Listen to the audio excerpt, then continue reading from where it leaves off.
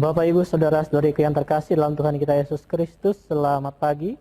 Selamat berjumpa kembali dalam permenungan kita pada pagi hari ini, hari Sabtu tanggal 3 Oktober 2020, yang adalah pekan biasa yang ke-26. Kita akan merenungkan dari Injil Lukas, pasal 10 ayat 17 sampai 24. Mari kita buka permenungan kita ini dengan tanda kemenangan Kristus. Dalam nama Bapa dan Putra dan Roh Kudus. Amin. Pada waktu itu, ke-72 murid Yesus kembali dari perutusannya dengan gembira dan berkata, "Tuhan, setan-setan pun takluk kepada kami demi nama-Mu."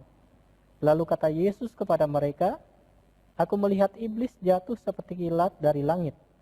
Sesungguhnya, Aku telah memberi kalian kuasa untuk menginjak-injak ular dan kalajengking, dan kuasa untuk menahan kekuatan musuh, sehingga tiada yang dapat membahayakan kalian.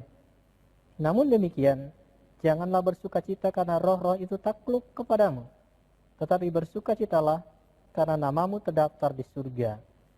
Pada waktu itu juga bergembiralah Yesus dalam Roh Kudus dan berkata, "Aku bersyukur kepadamu, ya Bapa, Tuhan langit dan bumi, karena semuanya itu kau sembunyikan bagi orang bijak dan pandai, tetapi kau nyatakan kepada orang kecil. Ya Bapa, itulah yang berkenan di hatimu. Segala sesuatu telah diserahkan kepadaku oleh Bapakku, dan tiada seorang pun yang tahu siapakah anak selain Bapa, dan siapakah Bapa selain anak, dan orang yang kepadanya anak berkenan menyatakannya." Sesudah itu berpalinglah Yesus kepada para muridnya dan berkata, "Berbahagialah mata yang melihat apa yang kalian lihat. Karena aku berkata kepadamu, banyak nabi dan raja ingin melihat apa yang kalian lihat, tetapi tidak melihatnya, dan ingin mendengar apa yang kalian dengar, tetapi tidak mendengarnya." Demikianlah Injil Tuhan. Terpujilah Kristus.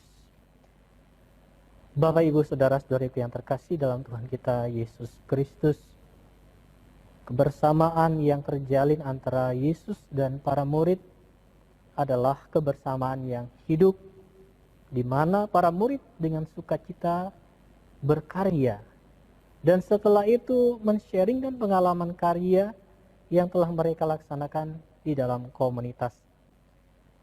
Para murid adalah orang-orang yang sederhana, yaitu para nelayan dan tidak berpendidikan, tetapi mereka yang pertama-tama menanggapi panggilan Tuhan. Saudara-saudariku yang terkasih, Yesus dengan senang hati mendengarkan sharing dari para murid. Yesus bersukacita, bergembira, bukan karena sukses yang dialami oleh para murid atau karena keberhasilan para murid dalam karyanya, tetapi terlebih-lebih karena karya Allah dinyatakan di dalam dirinya dan diterima serta ditanggapi oleh orang sederhana dan kecil seperti para murid. Injil mengatakan, "Bergembiralah Yesus dalam Roh Kudus dan berkata, Aku bersyukur kepadamu, Bapa, karena semuanya itu Engkau sembunyikan bagi orang bijak dan orang pandai, tetapi Engkau nyatakan kepada orang kecil. Ya Bapa, itulah yang berkenan kepadamu."